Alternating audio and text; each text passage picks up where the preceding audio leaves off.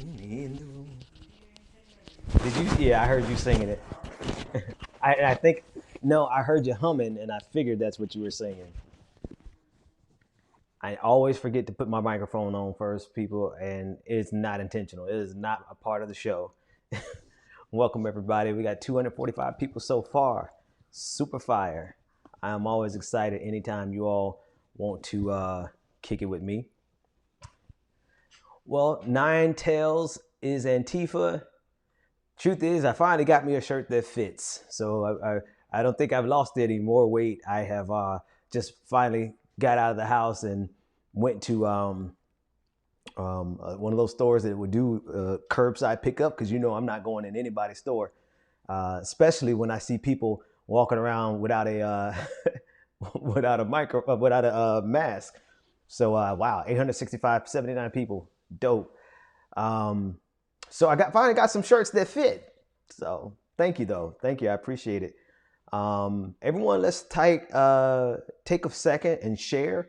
I have always been more than happy to talk politics to 5 people, but I'm not ashamed to admit that I'm actually psyched by the fact that we have 1,000 people in here hanging out with us already. So take a minute and click the like button on whatever you're watching me on. Click the like button, and also click the share button. We have 154 people on YouTube so far. Earlier today, we had 1,000 people on YouTube alone, which is bananas. So I think the trick is to click the like button, and that pushes it up in the algorithm. We're going to talk about Donald Trump's video. I honestly am curious. Something about that video made me feel like he is playing a game with us. I don't like to delve into conspiracy theories because it's so easy, and we're so all, to a certain degree, we're all susceptible to falling down that rabbit hole of conspiracy theories. That said, it was something about it that just rang disingenuous to me. It really did. So I'm curious what you think. Did anyone else feel like he was putting on, like he's not really sick? Dimitri says he's going for the sympathy vote. I don't, and again, I don't like, I promise you this, it's going to be the rarest of occasions where I deviate into something that could be considered conspiracy. That's my guarantee. Anybody who's been watching me for the last 5 years, I'm allergic to conspiracies. I break out into hives. So I don't want to delve into this too much, but I am curious what you think. Did you feel like that?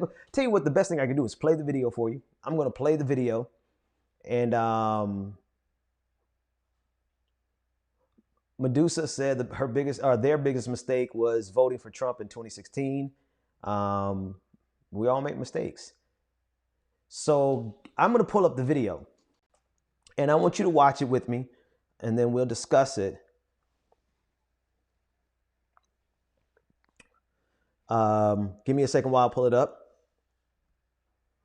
And I just want you to just feel the vibe, right?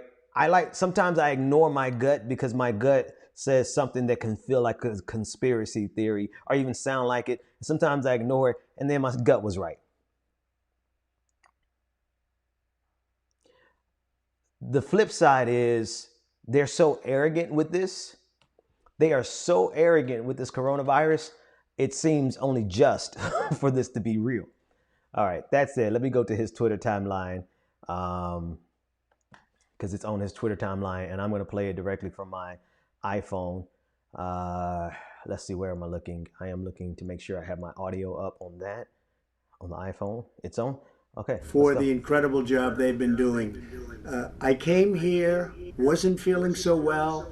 I feel much better now. We're working hard to get me all the way back. I have to be back because we still have to make America great again. We've done an awfully good job of that. but we still have steps to go, and we have to finish that job. And I'll be back. I think I'll be back soon. And I look forward to finishing up the campaign the way it was started and the way we've been doing, and the kind of numbers that we've been doing. We've been so proud of it. But this was something that happened, and it's happened to millions of people all over the world, and I'm fighting for them, not just in the US. I'm fighting for them all over the world. We're going to beat this coronavirus, or whatever you want to call it, and we're going to beat it soundly. So many things have happened. If you look at the therapeutics, which I'm taking right now, some of them, and others are coming out soon that are looking like, frankly, they're miracles. If you want to know the truth, they're miracles. People criticize me when I say that, but we have things happening that look like they're miracles coming down from God. So I just want to tell you that I'm starting to feel good.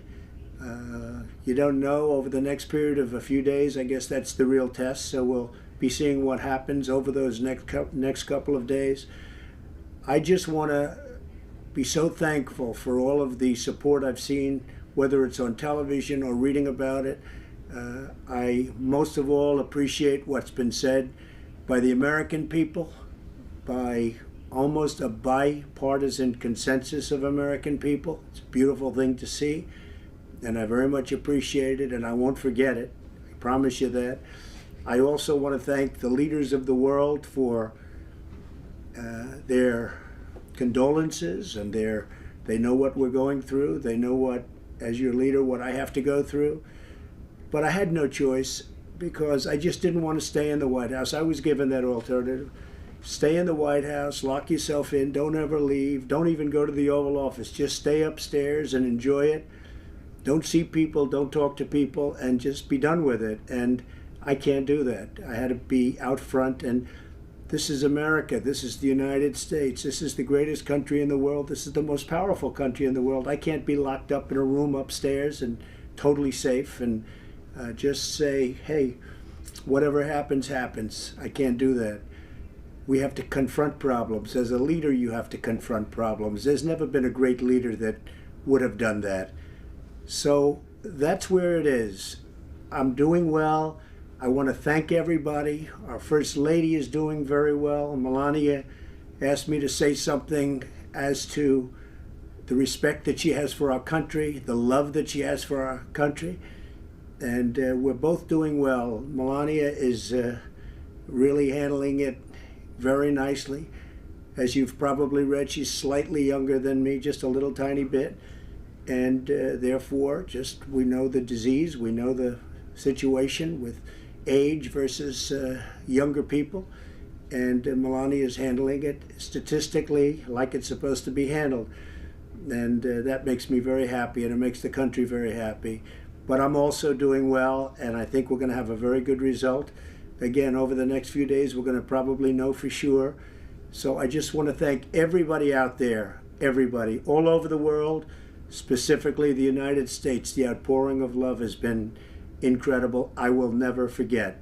Thank you very much. Second, let me get my mic unmuted. Okay, sorry about the echo at the beginning. That was me. That was my microphone echoing in the system, but I think we cleared that up. I want to compare that.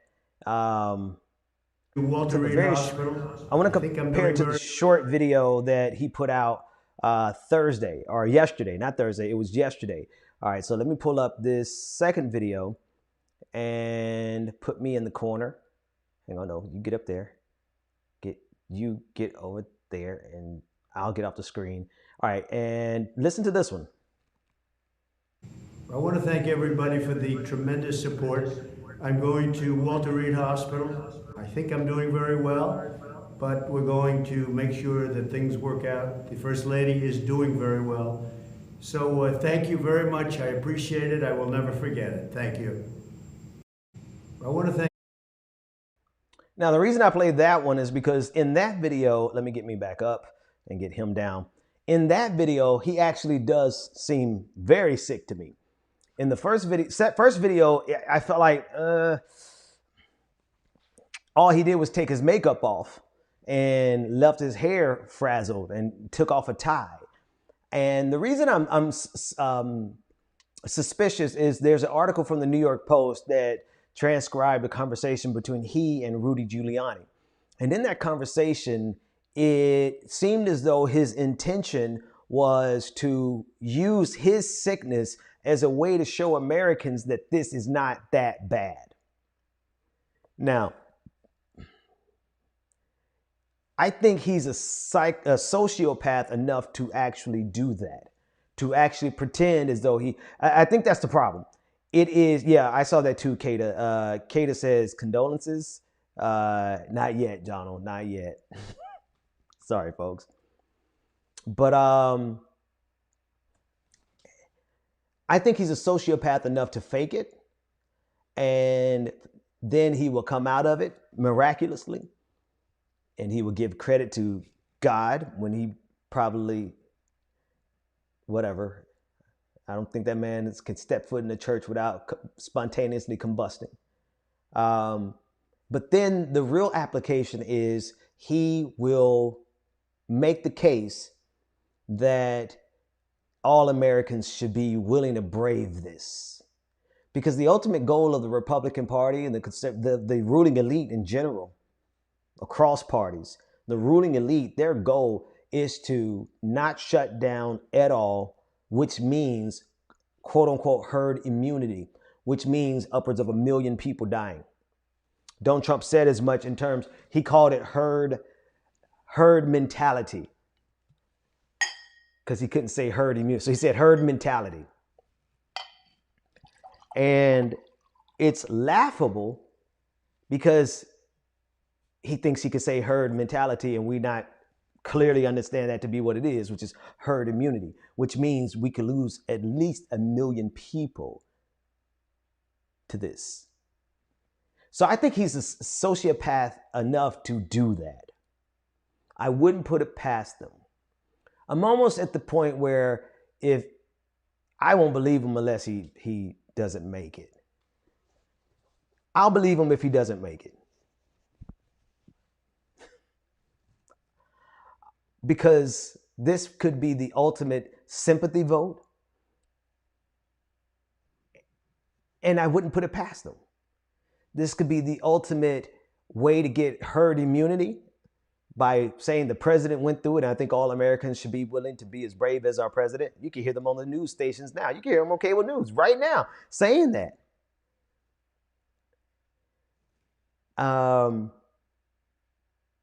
I believe that it could be that. On the flip side, let me move off the edges of conspiracy, because I really hate that idea. I hate the idea of, because to me, it's just as logical for them to be so arrogant in their hubris that they would. And actually, I'm sorry, it's not just their arrogance. It's not just the logical conclusion that their arrogance would lead them to contract COVID, but it's the video from Amy Coney Barrett's nomination ceremony, right? The way that Kellyanne Conway was just all in people's faces, and nobody had on masks, and everybody was side by side. So setting the conspiracy aside, like, it really is, they are asking for it. So I kind of believe that he does have it because he was asking for it. They were asking for it. It's the height of absurdity. It is extreme. Like, their arrogance is so bold. Their arrogance is so bold to me that it's like they literally were asking for it. And it would only be just for it to have happened. Reverend Donna Gilbert on YouTube said, I really think he may be partially sick, but he's definitely exaggerating this. Plus, he has to get the report is to talk about what's going on with him so they'll quote unquote like him. Another super chat on YouTube from Anna says, honestly, his voice sounded hoarse to me. He is going to make everyone think he can beat it so he doesn't look weak. Those are really, that's plausible. That is definitely plausible. Let me get some chats from all these other platforms. We have right now on Facebook, we have 1,400 people on Facebook. Oh, damn, Facebook. Y'all are not playing. And I haven't even shared it yet on Facebook. Real quick, one more super chat on YouTube. Stella Vision said lots of people around him have tested positive. Right. So it's reasonable, it's plausible. It's just I really do believe that they are sociopaths enough to do that. My high school friend, my classmate, Bakita, well, Bakita, but good to see you. I appreciate you. Listen, and while I share this, I want to say something. Can we just go on a quick sidebar, just a real quick sidebar, and we're going to get back to Donald Trump. I really want to thank you all for hanging out with me. I don't take it for granted. Like the fact that we have 2,500 people across all these platforms who are sharing this time you come in here to hear me talk, right? That's all I'm doing is I'm literally sitting here, and some nights I got coffee, some nights I have tea, some nights I have some wine, and I'm just talking politics, and that means a lot. I don't take it for granted, and I understand how meaningful it is, right? And we'll talk about that a little bit later, right? For you to be here hanging out with me almost every night, that's a significant thing. So as much as you guys thank me, I want to thank you. Thank you for sharing this with me. So let's get a quick poll. Just by all I want you to do is say yes or no. No. Even better. Let's do sick or not. Just 2 words. Put in sick or not. If you believe he's sick, say sick. And if you don't believe he's sick, say not. And I want to see what the audience is saying. Do you think that he's actually sick, or is he playing us?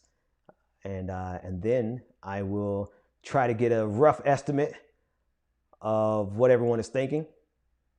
And actually, you can see it for yourself. You'll be able to see it across your platforms who's saying what. So sick or not? Let's see.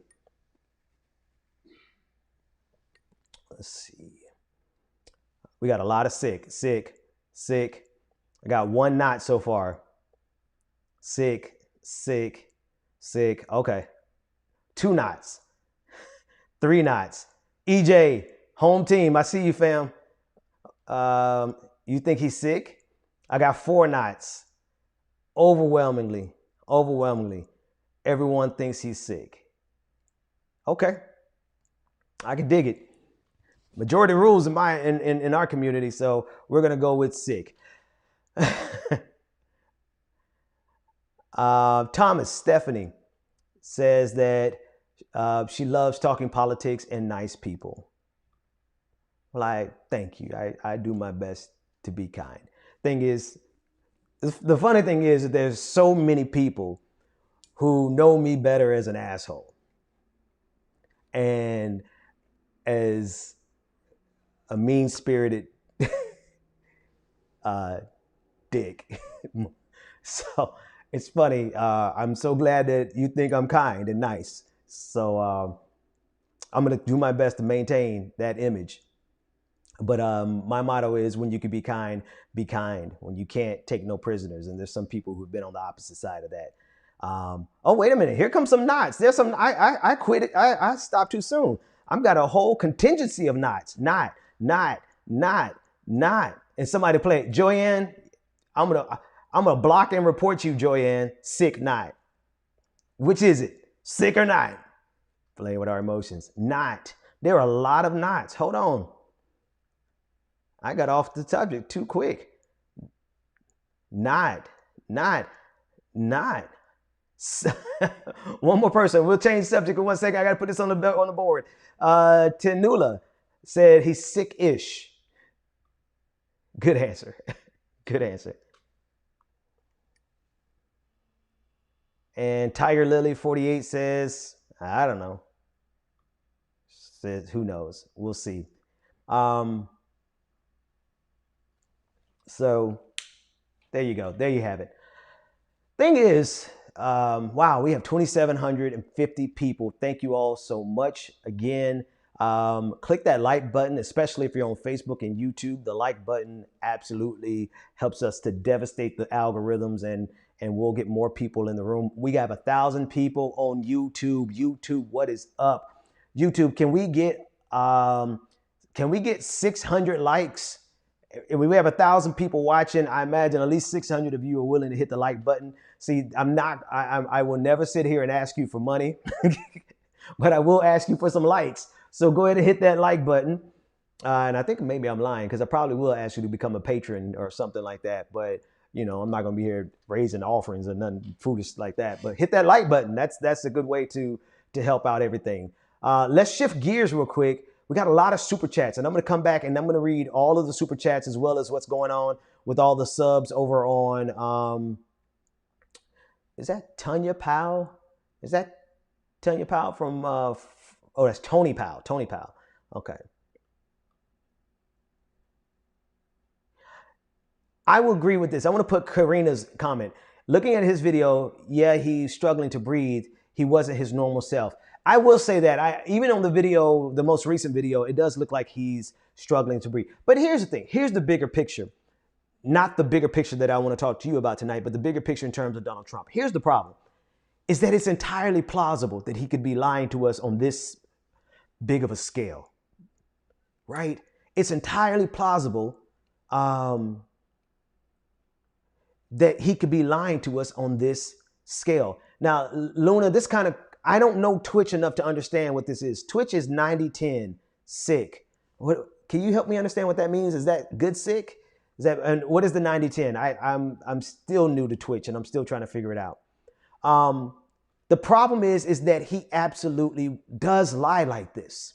There's a movie coming out. Maybe I'll play the trailer for you. There's a documentary coming out that goes into the level of deception and irresponsibility of Donald Trump as it pertains to COVID-19. Matter of fact, I do want to play the trailer for you because like I said in the video I put out earlier today, I don't know these people. Nobody's paying me to share this video with you. Matter of fact, I sent an email to get permission to share it. They haven't replied yet, so I don't even know if I'm allowed to share it. Totally under control. Let me find that file. Totally. Oh, did I not? Hang on, maybe I deleted it. But it's a documentary coming up this month called Totally Under Control. And in that documentary, they talk to scientists. And the scientists, these are high-level government scientists, many of whom have lost their job.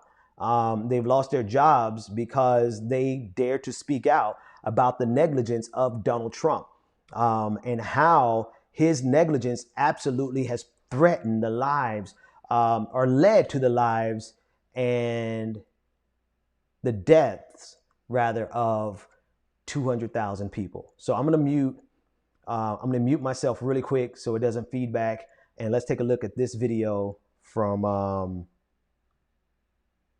Totally Under Control from these folks at Neon. And let me mute myself. But leadership would not do it. It is time to lay our careers on the line and push back. It's clear the United States did not perform to the best of its ability with the coronavirus. What went wrong for us? The truth is that political leaders caused avoidable death and destruction. The scientists sounded the alarm every day. The U.S. government was doing nothing. One day it's like a miracle, it will disappear. It'll be wonderful, it'll be a gift from heaven. It's complete bullshit. He has no idea what he's talking about. I decided to break protocol and alert Americans. A key government scientist was removed because he wouldn't climb on the president's bandwagon. They started to blame other people, and it was frightening. There was real fear of retribution, and we were watching the number of deaths in the U.S. tick higher and higher. Do you take responsibility? No, I don't take responsibility at all. We've never had a failure like this. The truth is finally coming out. There's so much to expose.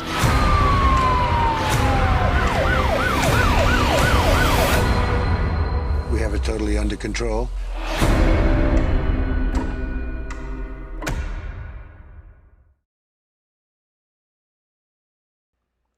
Again, like I said, I don't know these folks, and I would never play like a advertisement to you without saying, hey folks, these people are paying me some good money to share, I would tell you straight out. But I saw that come across my Twitter timeline today, and I was like completely floored. Make sure my mic is on. Yeah, it's on. Looks like it's frozen. Why does my microphone look like it's frozen? Can you guys hear me?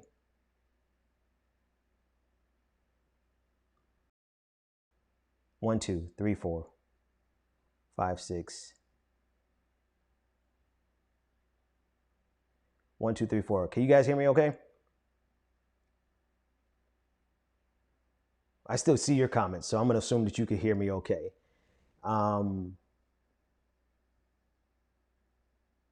But I still need to see somebody say that it's okay. Somebody say it's okay in the chat room that you can hear me.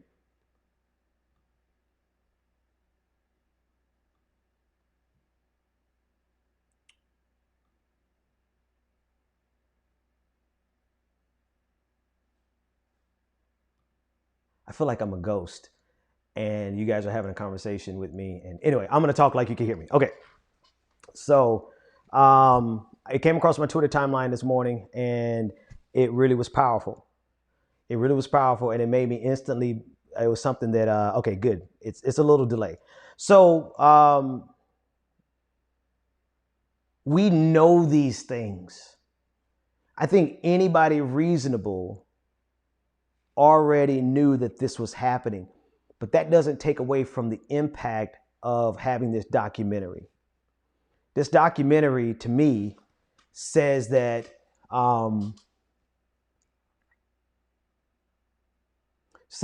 scientists were not complicit, or even they were willing to lose their jobs. They were willing to lose their jobs in order to just tell the truth. And that's meaningful. That is substantive. That is not something that you get every day, and it's something that you absolutely need. Like, these scientists are willing to lose their entire livelihood in order to tell the truth. And that tells me that that we absolutely could have saved more people. We absolutely could have saved more people because the scientists were willing to do whatever was necessary. But our politics stopped it. Our politics stopped it. And it's a terrifying thing to think that our politics can get in the way of saving lives, so much so that scientists have to quit their jobs and do a documentary in order to show us exactly what happened in this year of 2020 and COVID-19. The fact that politicians, I got a drink on this one. The fact that politicians have the ability to circumvent the scientific community for political purposes, and the end result is 200,000 deaths, coupled with the fact that that political power is still in power. See, in any fiction novel that was being written about this, we would be reading, and the entire time we would be expecting for the people to rise up. And the fact that not only are politicians able to circumvent science to the extent where we end up losing 200,000 people, but the fact that that political structure is still in power is absurd. It is completely asinine, which shows you that our politics is more important. Hear me out. This is going to sound wrong, but I'm trying to make a bigger point. So don't cut off the stream when I say this. Our politics One more caveat. I want to say this right. I'm really into not saying things wrong. The impact of our politics shows us that politics in America is more important than science. And I hope you can understand why I wanted to take my time with that, because politics should never be more important than science. But the way our society is ordered, it is. And it is so much more important, has so much more power than our scientists, that it allows politics to trump, pun intended, not intended, but it's a good one, to trump our scientists to the point where we lose 200,000 people. 200,000 people. That is completely asinine.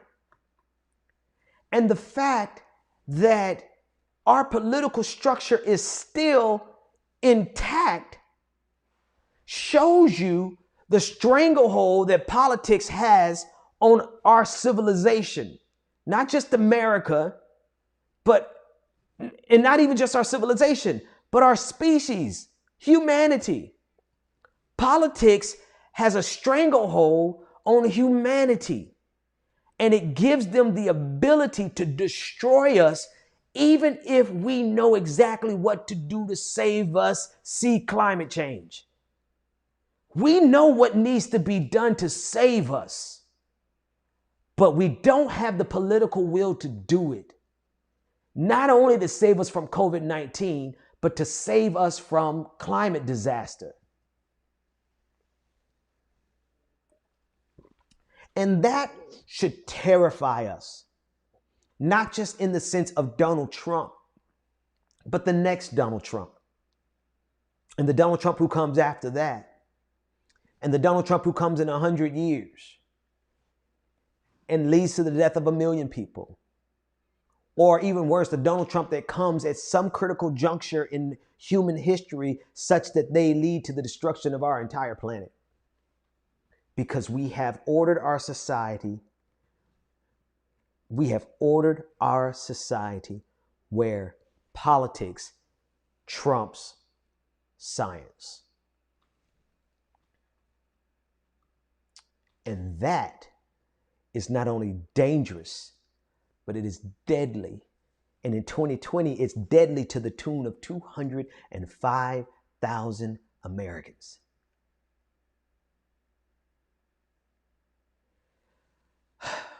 Let me read a couple of comments.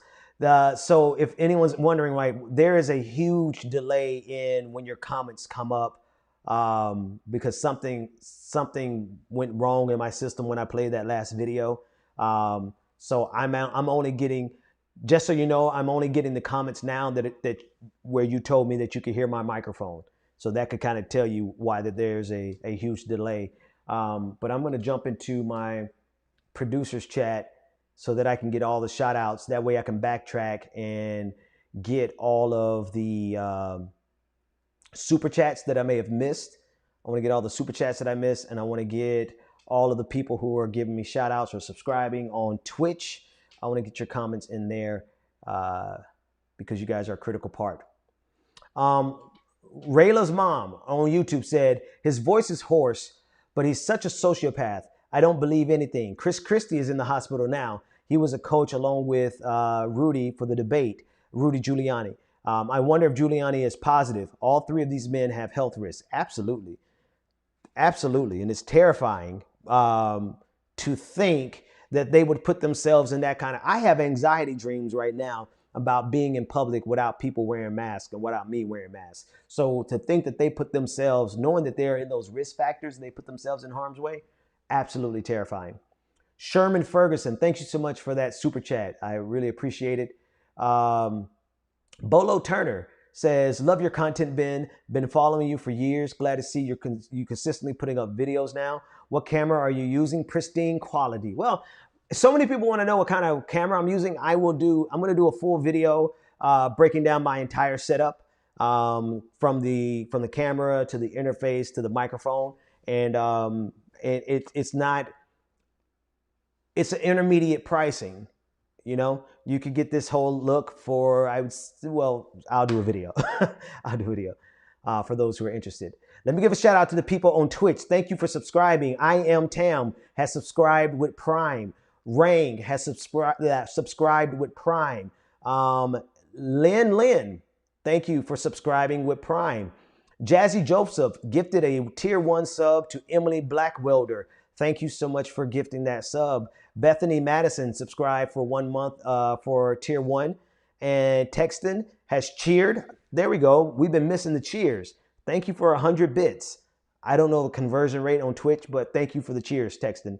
Bad Rongo, thank you for the cheers. You also cheered for 100 bits. Again, I don't know the conversion rate, but I appreciate it, whatever it is. Let's go to our regular chat room. Let me see if these chats have caught up at all. Yeah, it's wild. The chats over here are... So I'm not, you know what? I'm not going to look at the chat in my system. My system has kind of crashed. So what I'm going to do, I'm going to do an old school. I'm going to jump back and forth between Facebook and YouTube and Twitch and Twitter and just kind of peruse the conversations there. And we'll go from there. Let's see. We see in YouTube. Joshua Collins wants to know about the video. Rewind it back a little bit. You'll be able to see the video you're watching live on YouTube. Thankfully, YouTube has a pretty good DVR system. You can rewind it back. It's coming out October 13th. The name of the film is Totally Under Control. It's by Neon Films, and it's coming out October 13th. It's coming out on Hulu, but there's a petition going around to see if they could put it out on other platforms because of how important that video is. And I definitely think they need to do that because no one should have to get a subscription just to do that, in my opinion. I think their work is a little too... It's funny. Their work has crossed the threshold where it needs to be consumed for free. It's weird how that happens, but it definitely happens. Let me jump over to Facebook to get some of the chats over here. Thank you, Kim Nall, for sharing. There's a link. I'm going to copy the link here from Facebook, and I'm going to drop it over here on YouTube. Here is the link on YouTube that you can use to go get... Oh, I got to take off the query string. The query string makes it entirely too long. All right, so I'm going to leave that to my producers. Producers, if you would, grab the link from Facebook and trim it down so that we can share it on Facebook, on YouTube. Let me jump over to Twitch, and let me see if my system has caught up. Yeah, I agree, Nora. Everybody needs to see it. Because here's the thing. Again, one thing that irritates me are when people say stuff like, we already knew this. Oh, you had our, like we didn't already know. Yeah, we did already know it. But to hear it and hear it presented, it needed to be documented. It's one thing for us to all know intuitively that Donald Trump interfered with our science such that it led to the deaths of 200,000 people. It's another thing to have it documented and then for people to see it, because the future generations really need to understand what happened here, right? We had a death total of 600,000 in the not swine flu, but in the Spanish flu.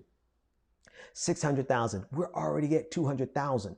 The Spanish flu, if I'm not mistaken, lasted about a total of 2 to 3 years with multiple waves. And in those multiple waves, they got ultimately 600,000 people who died. We're still technically, folks, I know people like to call this a second wave, but there's the interval, the time frame. We're literally in the time frame of the first wave, and we've already lost 200,000 people. So it needed to be documented in a very significant fashion how this happened when we have the technology and we have the communication skill capacity. See, if you think about 1918, the Spanish flu, for some reason I'm thinking it's like it's not the Spanish flu, but it is the Spanish flu. My mind is playing games with me. Think about how they had to get information out. By the time a newspaper got to, and the news got to a city, the pandemic was already there. Pandemic travels faster than the newspaper, right? We have the ability, We had the ability to get the word out in November and December and take action in January so that we killed it before it killed any significant number of people. We can move at the speed of light in terms of decision making and disseminating that information. There's literally no impediment to our survival of COVID-19 other than the ridiculousness of our politics. And it is because of the ridiculousness of our politics that we have lost 200,000 people, particularly the politics of Donald Trump. So it's so critical that this was documented above anything else.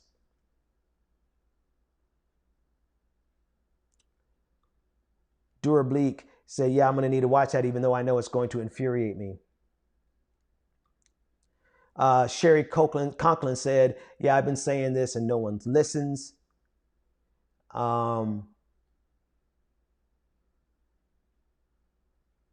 Yeah, it's wild. It is so damning.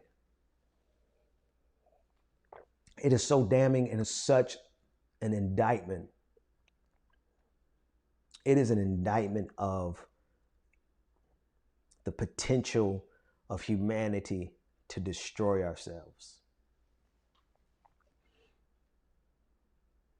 More than anything else, it is an indictment of our ability to destroy ourselves. We have a great capacity. We have an unimaginable capacity to destroy ourselves because of our politics. As advanced as we are with our science, our politics are primitive.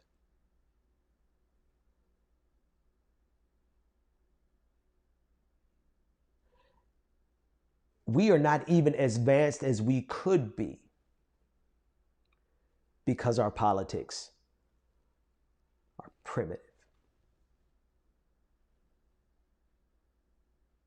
Every step that we take forward,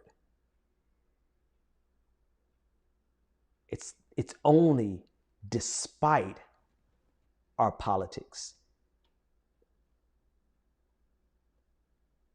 And it's because, not just politics, not just because of the nature of our politics, but it's because of human nature and how easily our current politics, or probably politics of any generation, to be quite fair to our generation, politics can prey on the primitive nature of our humanity. So long as they can appeal to our bigotry, they can shackle us. They can shackle us with our politics. So long as someone can appeal to our greed, they can shackle us with our politics. So long as they can appeal to us or incite or stir up our fear, they can shackle us with our politics.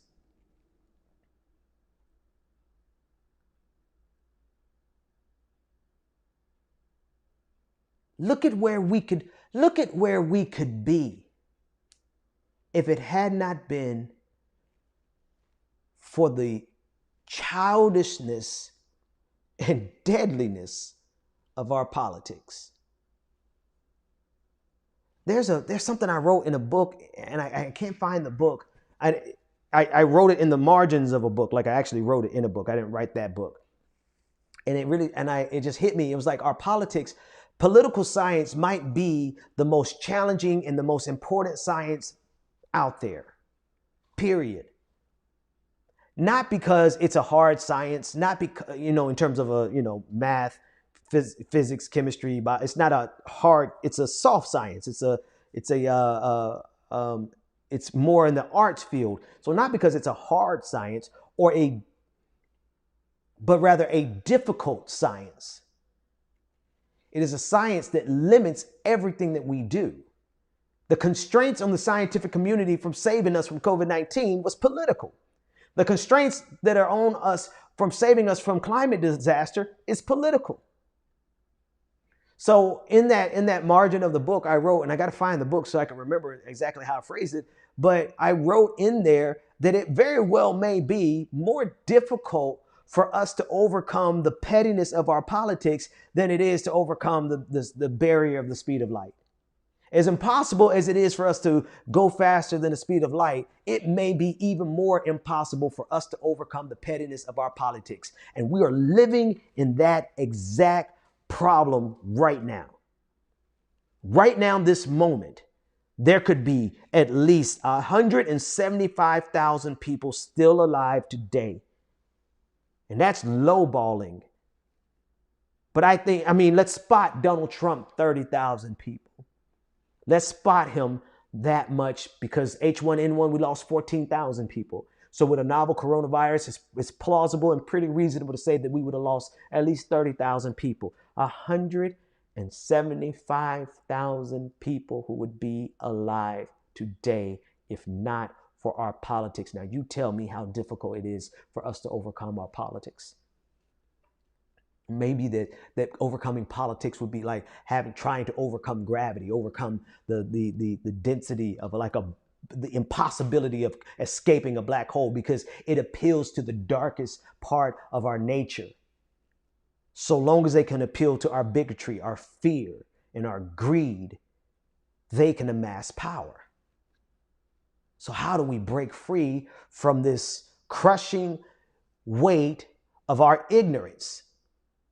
How do we break free when somebody like Donald Trump can ascend to the most powerful office in the land based purely on fear, greed, bigotry, and ignorance? In the year of our Lord 2020, when we were supposed to have hoverboards, we got Donald Trump. Hey, Chris, over on YouTube. Let me scroll up. Let me see if my looks like it may have come out. It may have caught up. Here's a super chat from Rayla's mom saying, I'm 62. I grew up with pre-Roe and Title IX. Women will lose reproductive rights if Barrett is confirmed. That's politic trumping science, literally. Literally. And it's not, it is politics, but I have to throw in religion. As a spiritual person as I am, as much as when COVID-19 is over, I'm gonna be running around the church. Y'all gonna be like, Ben is a fool. I mean, I love going to church. I love the community of it. I love my particular church. I love the music. I used to be a musician in church. So as much as I am that person, I absolutely know that it's politics coupled with religiosity that is the ultimate change on our society. And it's because politics preying on the fears of religious people instead of inspiring the hopefulness that's in religious people and all people. But because politicians know that they could play and prey on the fears of the religious, the two biggest impediments to our progress as human beings, number one is our politics, and number two is the interplay of our politics with religion.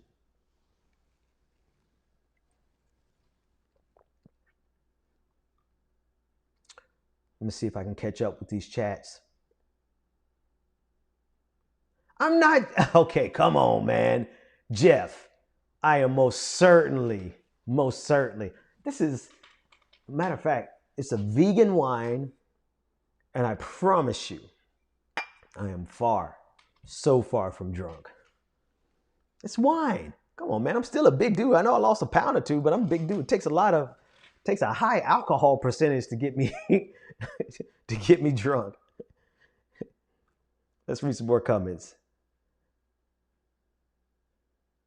I'm warming up. I know we probably an hour in. We're 49 minutes in. I think my best stuff comes at the end. Anybody who makes it to the end of this hour and a half, I think my best stuff actually comes at the end. Brenda Joyce Williams says, Trump for mass murder. Absolutely, man.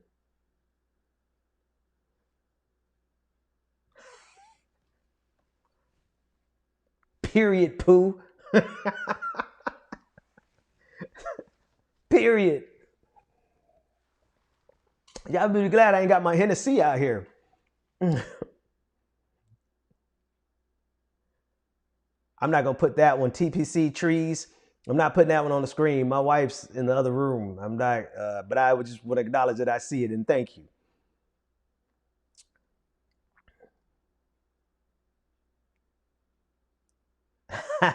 Oh, that's my. Hang on. You can't come in here like if I know you, I'm gonna tell you I know you. Melody's my sister. Jesus Christ made wine, Ben. You're fine. Thank you, sis.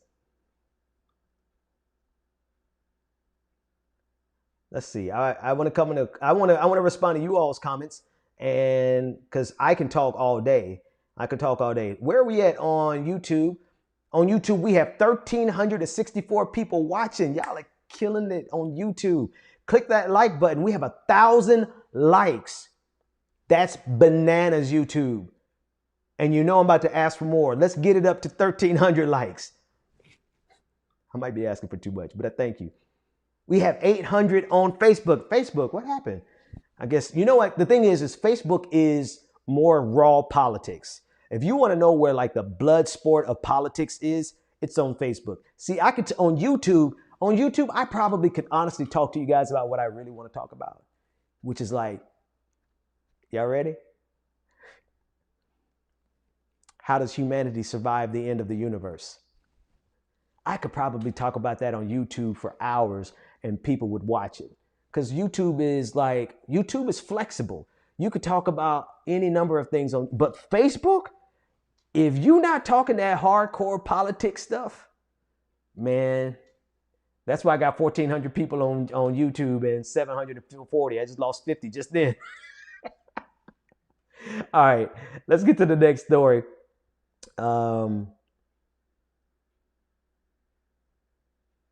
No, I didn't. Infinite Content just updated me. There is a shelter-in-place order placed at Walter Reed because a suspicious package was left there. I'm going to jump on Twitter because that's where I get my fastest news. And I think my producer just sent me something about it. Let me check the messages. There is a MAGA crowd out. This is interesting. I'm not sure. Like there is a huge Make America Great Again crowd outside of Walter Reed. So it could be any number of things that, thank you for sending that, Melody. My computer is just catching up. Now I'm getting messages in real time. But I did not hear about that, but we'll keep our eye on that to see what's going on. I want to read this comment, and actually I want to pull it on the screen. So I'm hoping that my comments are over here.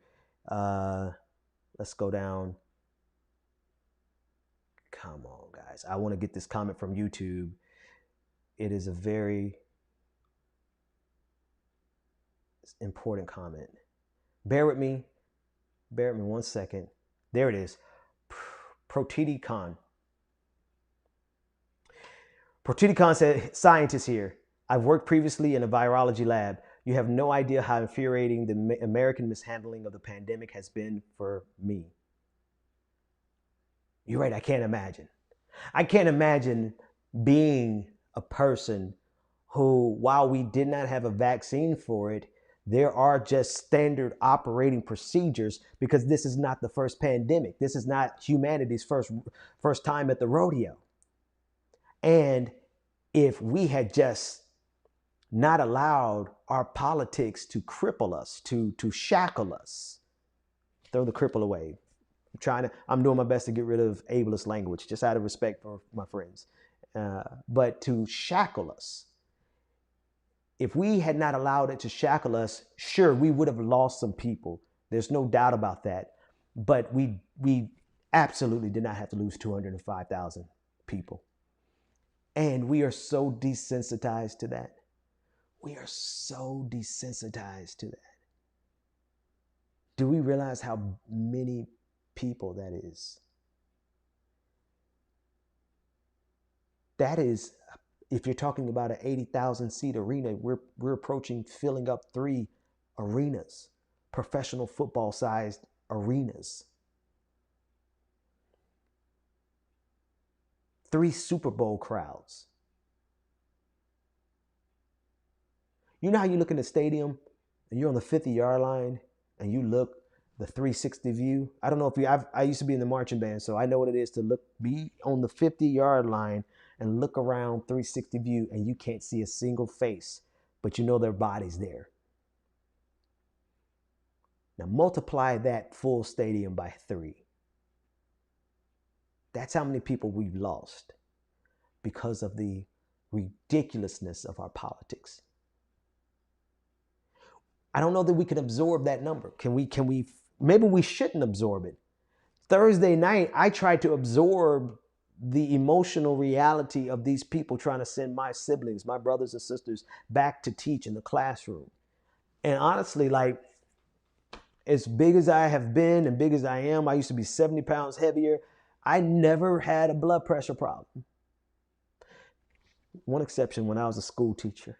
When I taught school, those little, now that was the only time. But as soon as I stopped teaching school, I never had a blood pressure problem again.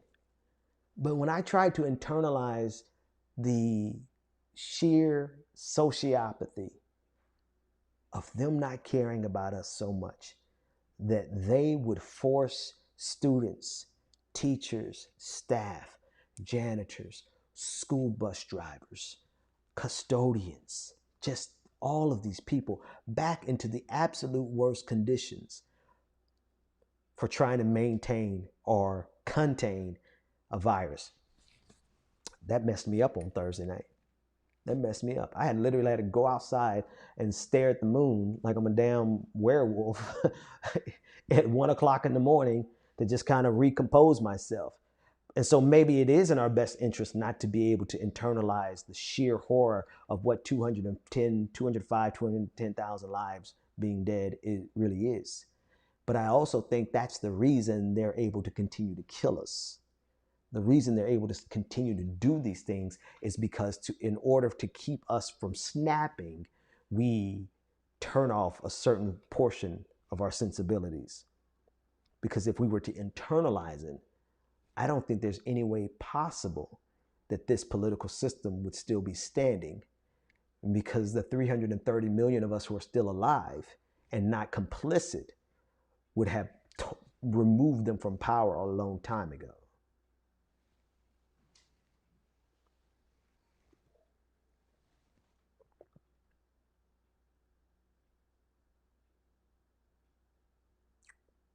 I want to see if, let me go over the shout out. On YouTube, hey, do me a favor. I don't care where you are, if you're on Facebook, Twitch, Twitter, wherever you are, do me a solid. If you have a Gmail account, you have a YouTube account, everybody go to YouTube real quick and subscribe. Keep open the window you're in. I don't want you to leave the window that you're in. Open up a new window. Go over to YouTube and subscribe. We're trying to get to 100,000 subscribers on YouTube. Nan Johnson subscribed on Twitch with Prime. Monique Ganem subscribed on Twitch with Prime.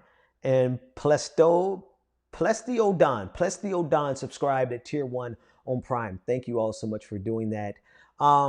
Luna Diana wants to know if I'm going to talk about the Brianna tapes. I want to say something. My producers have prepared some of those tapes for me, and I'm still sorting through them, and I'm going to put it in the podcast on Monday. That gives me more time to address it in a much more structured fashion. And by Monday night, I will discuss all those tapes, or as many of the tapes as I can discuss on the stream on Monday night. Joshua Collins says COVID doesn't affect the lungs only. It affects the blood vessels. It hurts the brain, the lungs, the kidneys. Main symptom is pain and fatigue.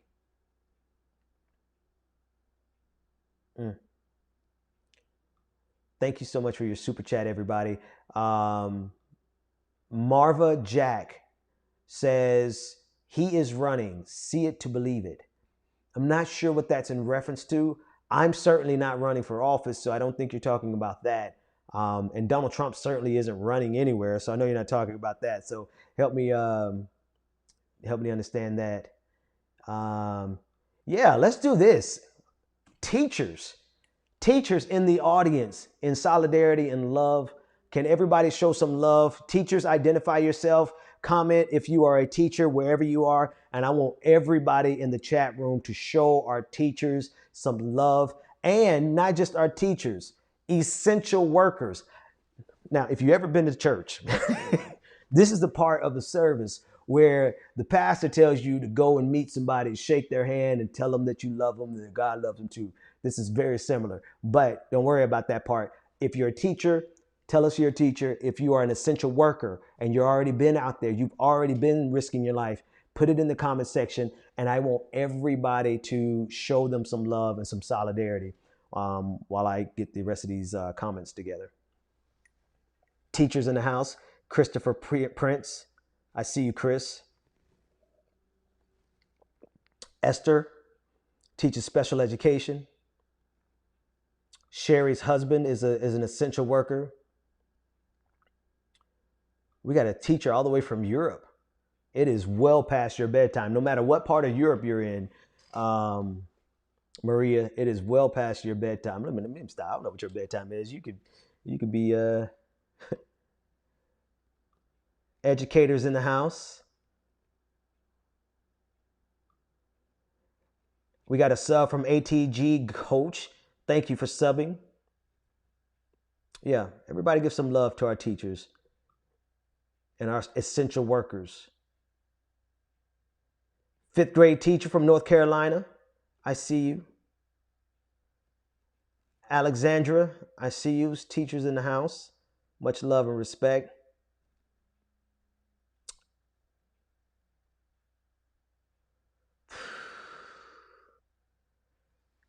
I even hate to bring this particular super chat on the screen, but we got to confront the reality. We ignoring the reality doesn't change the reality.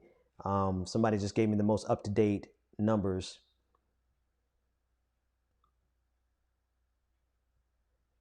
And my system is lagging a little bit. It's weird. It's expensive behind. Do me a favor, David, and put keep putting the super chats in the chat room, because my system froze up again. Over on Twitch, James Ramsey.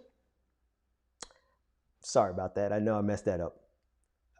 Sent a message saying, "Appreciate your content, comrade." Solidarity, man. You know what I appreciate? I appreciate my friends to the left of me respecting the fact that I don't really try to fit in any particular category.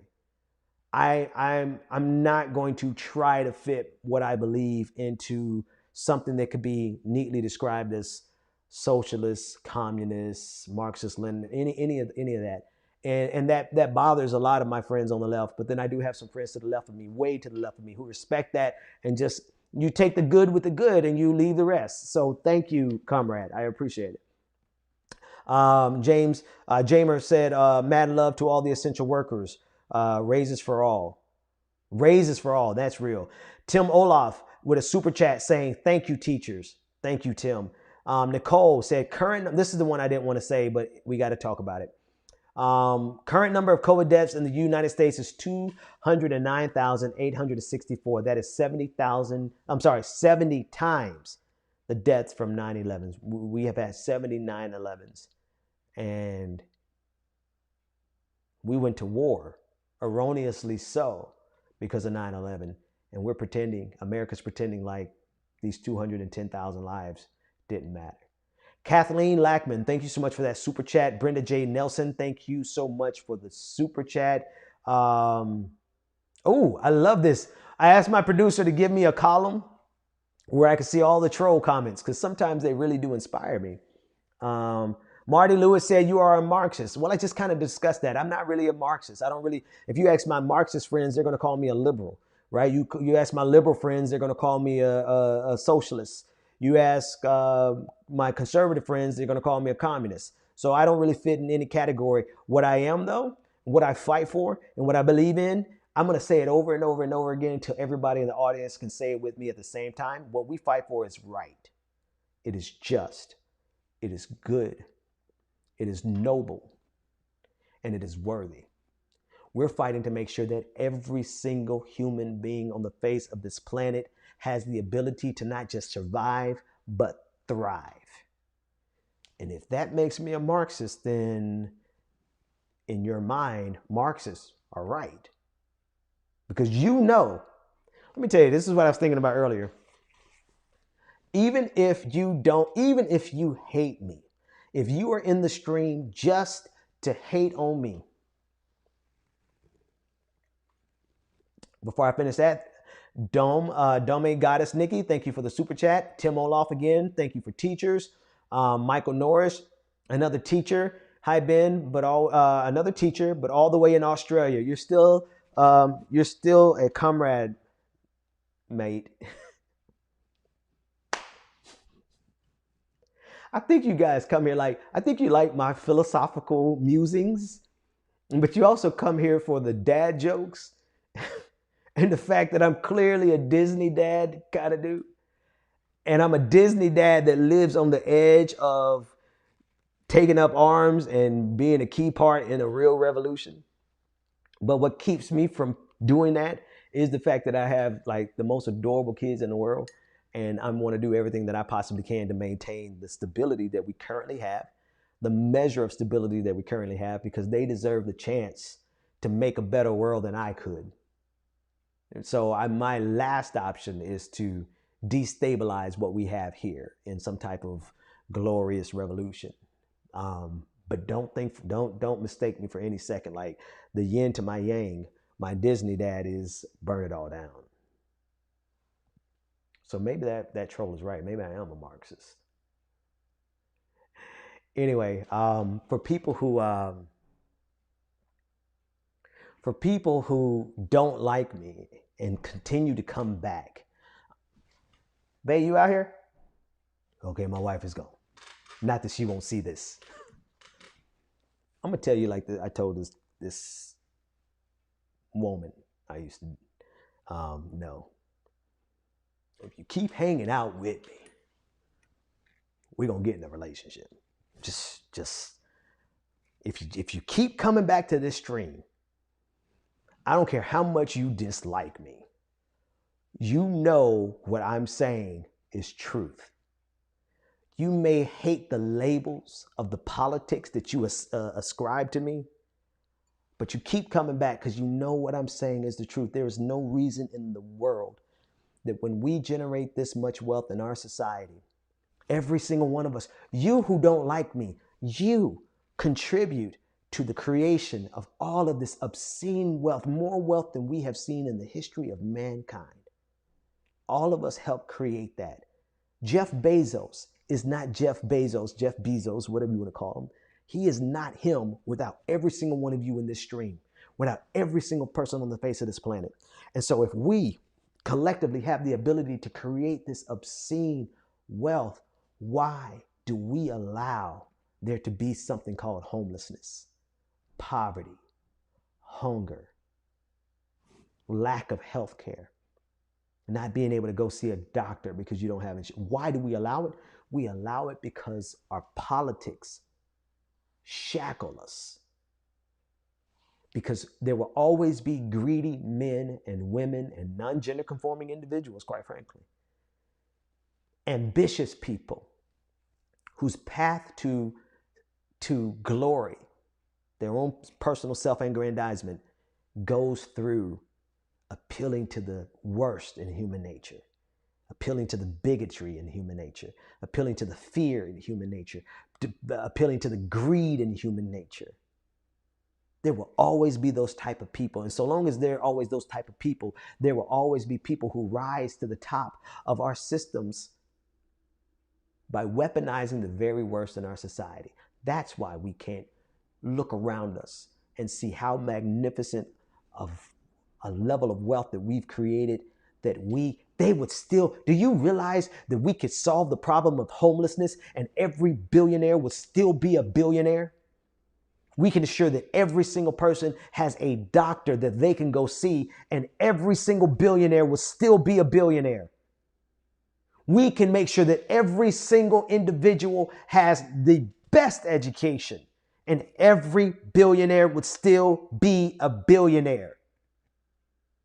So why don't we do it? We don't do it for two reasons. We built an entire system off the very worst in human nature, greed. Greed is literally the worst in human nature.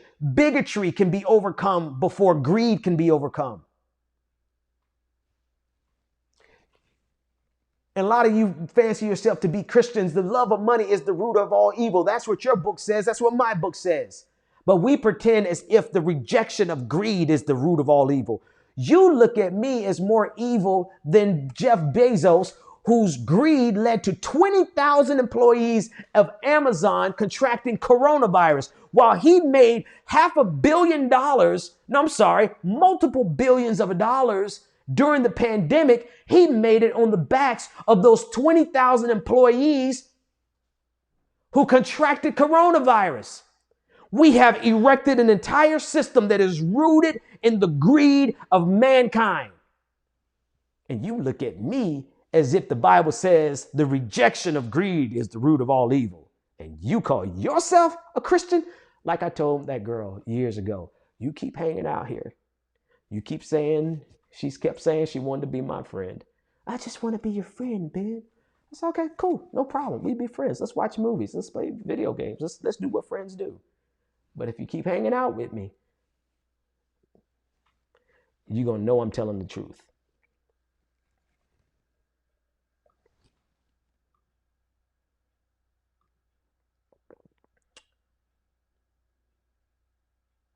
Come on, some more super chats, infinite content.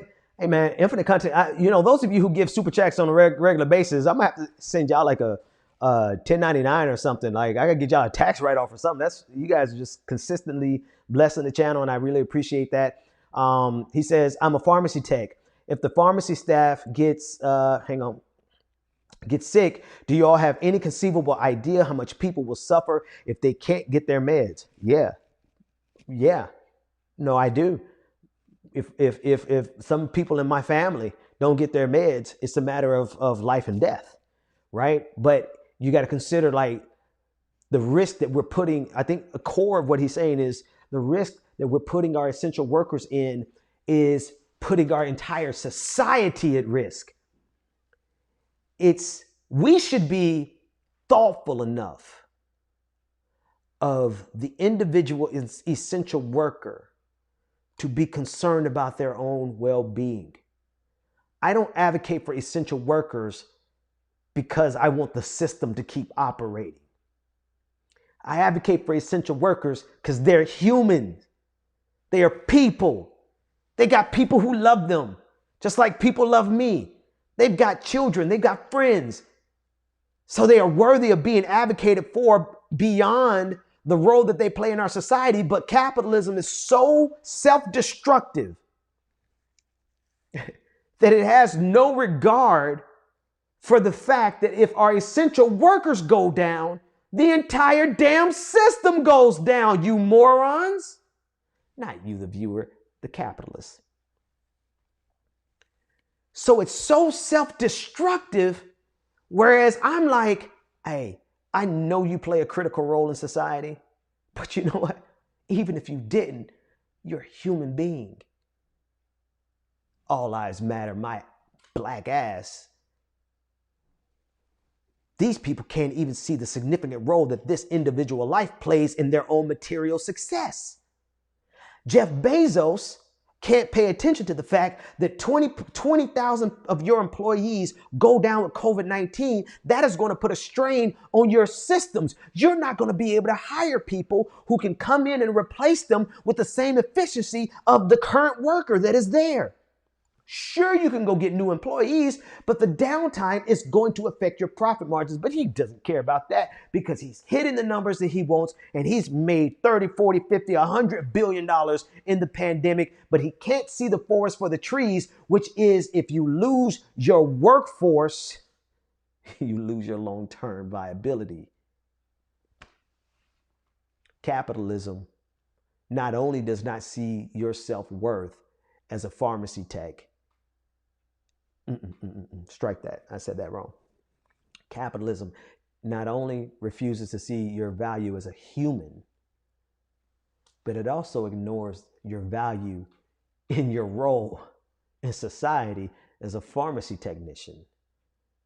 And it would just as soon work you until you're dead and then look around and be like, you guys know that meme from Pulp Fiction with, what's your boy from Saturday Night Fever?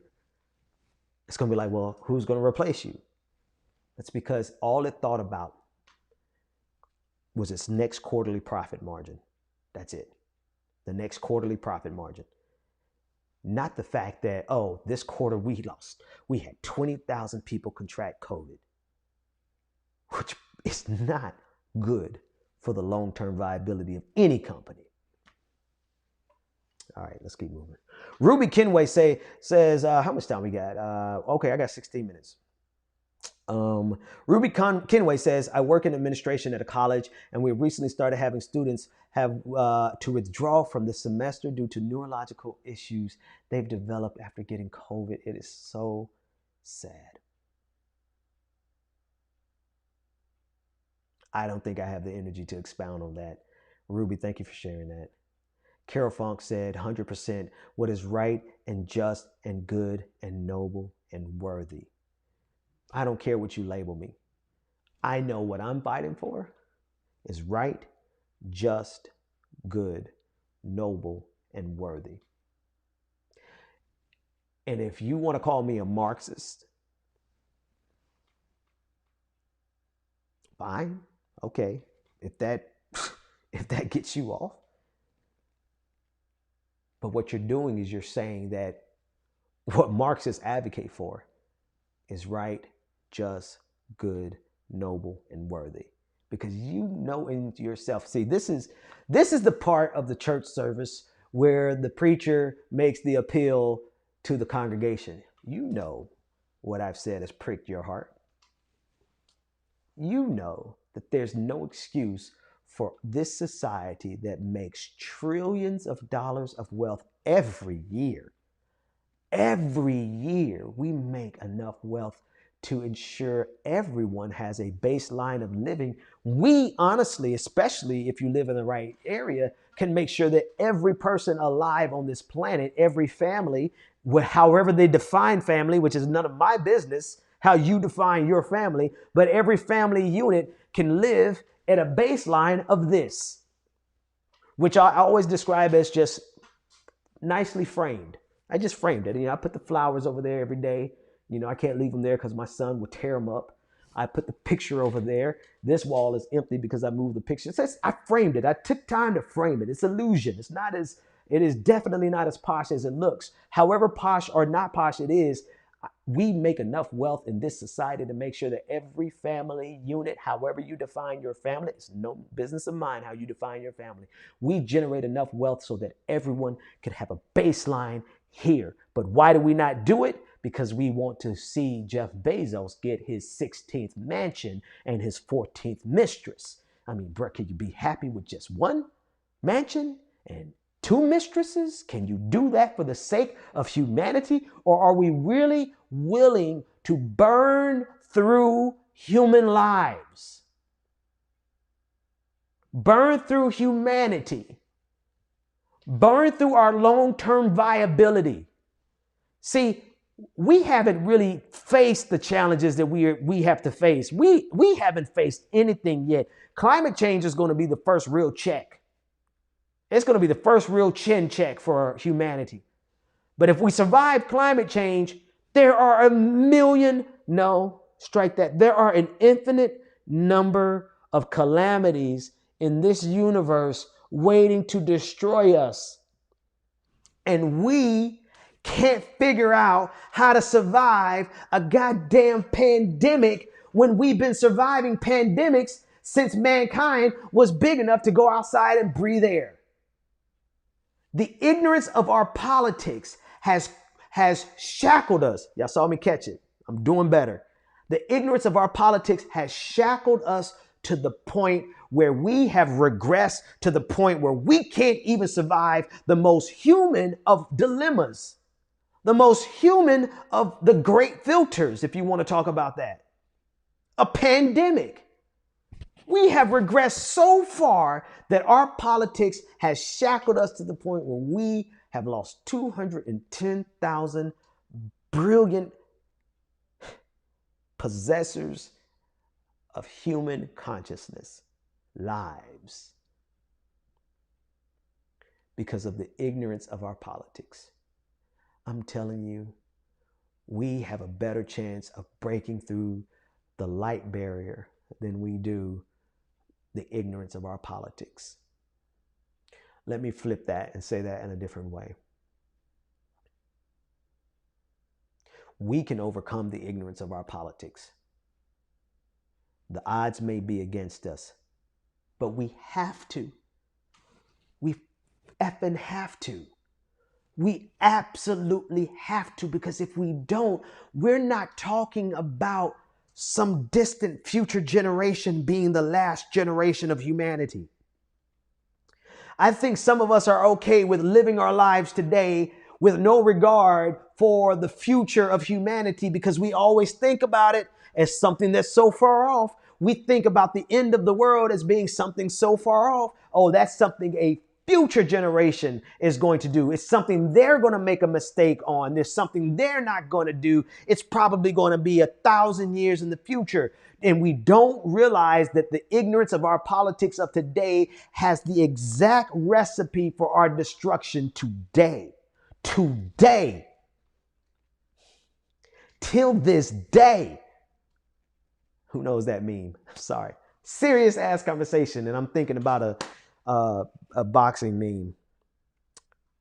And because we believe that we cannot destroy ourselves, we are currently saddled with the exact recipe necessary for our destruction. And I think I'm already over time. No, I got 8 minutes. 8 minutes. Listen, for those of you who hang out to the end, I admire you. I could not, personally, I'll be honest with you. Don't listen to me because I'm glad that you're here. There's like no way in the world I think I could actually sit somewhere still for an hour and a half. But accept the fact that I'm doing it. So I guess that's a lie. I guess I can sit somewhere an hour and a half if I'm doing the talking. Couple more super chats. Marva clarified. She said she was talking about Trump wants and needs. A major change is coming. Oh, he's running. He's like, okay, I get it. Excited to keep speaking truth. Thank you so much. Gaster Son's X just sent in $5 as a super chat. I appreciate you. Laura S. sent in $5 as a super chat. Cheryl Klingenberg sent in $5 as a super chat and said, thank you. It's the truth that brings people here. Infinite Content brought in some information for me. Only the 1918 pandemic, Civil War, and World War II have cost more American lives so suddenly. As Amy Goodman says from Democracy Now!, the true number of deaths is most likely higher. Let me give a couple of shout outs before we get out of here. Samoa's in Jimo. I know I massacred that. Please forgive me. Subscribe with Prime. Squish Monkey cheered with 100 bits. Thank you for that. 601 Robert subscribed with Prime. Missy Rise subscribe with Prime. Hey, Missy. I appreciate that. Again, if you want to support what I do here, it's going to expand. The reason you can see at this quality is because of my patrons. I bought this camera with the support of my patrons, patreon.com/BPD show. But the way you can support this program, this stream, this conversation, this friendship that we have, honestly, like I recognize people's faces when I'm in public and I recognize people's names and I know when you're here again. And I definitely my radar goes off when I don't see some of the same people, especially people who comment, right? I definitely notice, because these internet relationships and friendships and associations are so much more meaningful during COVID-19. So one way that you can help support this stream is if you have Prime, Amazon Prime. I've been talking about Jeff Bezos all night. Go to twitch.tv. Twitch.tv, you can use your current Prime account. It doesn't cost you any money. And they take $5 from your current Prime account and they send it to who you subscribe to. So go subscribe to me on Twitch with Prime, and it costs you nothing more as if you already have an Amazon Prime account. All right. Jamer Niece says, Ben, I gave up on labels. If anything, call me a humanist. Call me a humanist. I might be a Christian humanist, but I'm definitely a humanist. One more super chat, or two more. Our current politics promotes individual corporations, and this is from Rodney Fong. He said, our current politics, I lost it. Why is it moving so everywhere? Hang on, let me maximize this screen. Our current politics promotes individual corporations instead of the human community that supports the corporations, because the lobbyists have control of our government. Y'all know that man's telling the truth. Mirand ASF. Myra. Thank you for the super chat. So anyway, there's a couple of big picture things. I'm going to use my last 5 minutes here.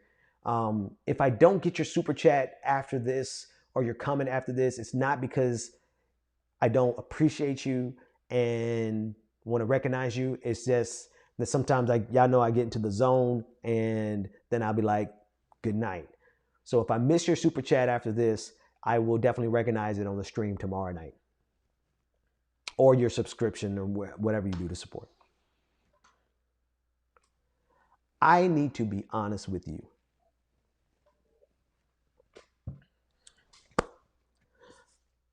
I kind of said it coyly, and I said it earlier in a way that was self-aggrandizing.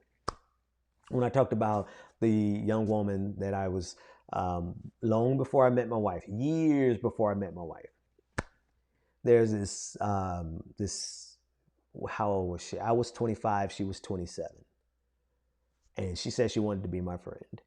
And I told you that story kind of in a self-aggrandizing way to make me look cool. But there's a truth underneath that story that I think you should be aware of if you're not already aware of. The time that you allow me to talk to you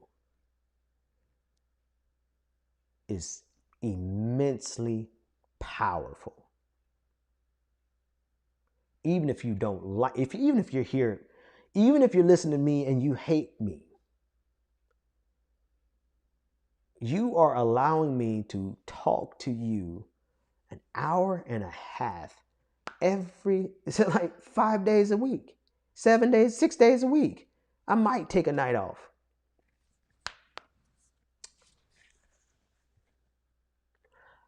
That is inordinately powerful. And I don't think anybody really tells you this, even if you already know it. Now, right now, we only have 1,700 people watching, 1,763 watching across all the platforms.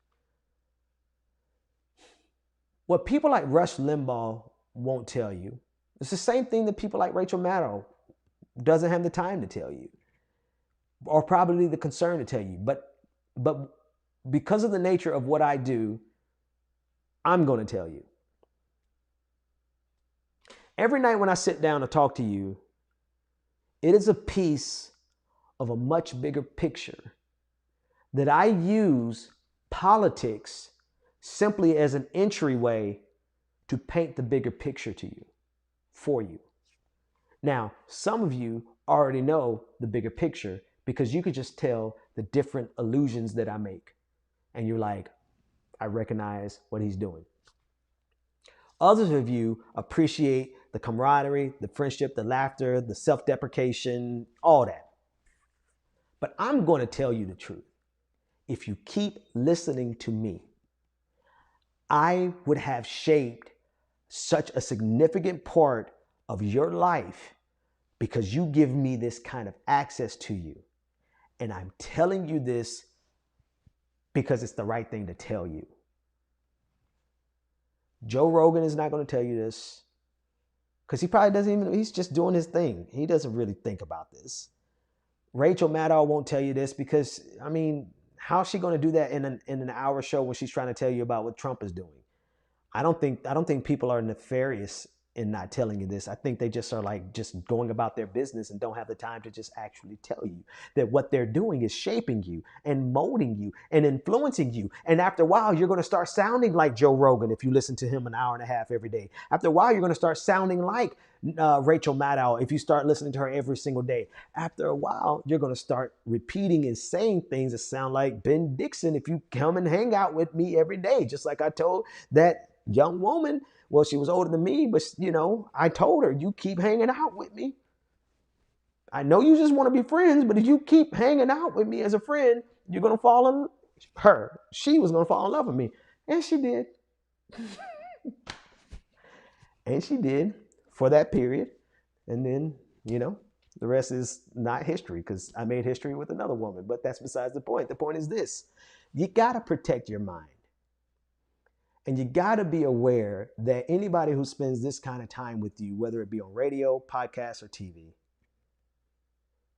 they're doing it, whether consciously or subconsciously, to influence you to do something or to believe something. I don't know how many of them are cognizant of what they're doing. I'm cognizant of what I'm doing. And the same reason I will just tell you this straight out is because I trust what I'm doing is rooted in what's good, what is just, what is noble, what is right, and what is worthy. But there are people who have the exact same skill set that I have, who are doing the same exact thing that I'm doing, who are doing it for their own personal profit. I have been doing this since before I made a dime, since it cost me money to do it. Because I have been apprehended by the very thing that I'm trying to apprehend, which is justice, what is noble, what is good, what is worthy, what is right. So I feel comfortable enough to tell you that you should be careful with allowing anybody, including me, no matter how many things I say that you agree with, be careful letting anybody occupy this much of your intellectual consciousness, because it is a powerful thing. Because no matter how much you want to be friends, if you spend this much time with me, we're going to be more than friends. You're going to end up subscribing. You're going to end up sending money. You're going to end up becoming a patron. You're going to end up being tied to, like, if I do something wrong in 5 years, if it comes out that I got like 18 mistresses like Jeff Bezos, then you're going to be emotionally attached because we've spent so much time together. So I just want you to be cognizant of the fact. I want you to know that I know that this time that you spend with me is precious. And you need to make sure that you are fully aware of what you are giving me. This is why when people say, Ben, thank you. No, thank you. Thank you, because the space that you are affording me is your most valuable resource. There is nothing more powerful than what goes on between your ears. Nothing. And you're giving it to me for damn near an hour and a half every damn night. I respect that, and I honor that enough to admit to you that you should honestly take into consideration how much time you give anybody, whether it be some Joe Blow in a nice living room with some roses framed up, finally got a shirt that fits him pretty decently, cat on the internet, or somebody an hour every night on MSNBC, or somebody 2 hours every day on a podcast, or somebody 3 hours every day on a talk radio show, Rush Limbaugh? Because before long, you're going to start sounding like whoever you listen to every single day. And if you are okay with, in a year, you sounding just like me, then fine. But if you just want to be friends, I would suggest, like I suggested to that young lady many, many years ago, don't hang out with me, because we can't just be friends. That's not what I do. That's not what I do. I am going through a pedagogy in my mind. I don't have anything written down. I don't have anything. I don't have a master plan. I just know that we got to get from this abysmal society that we have with some glimmering hopes. There's some glimmering good things about it, but we are pretty abysmal. I know we got to get from here to where we can survive in perpetuity. And I'm just running my mouth. So, take it with a grain of salt. But y'all be careful giving people this much time. And I respect you enough to say that. Okay? Wow, the numbers went up. Okay. 1745. Or no, we went down by like whatever. I taught math, but I'm not good at math. Good night, everybody. Any super chat that I missed, I love you, and I'm going to give you a shout out on the next stream. Take care, everybody.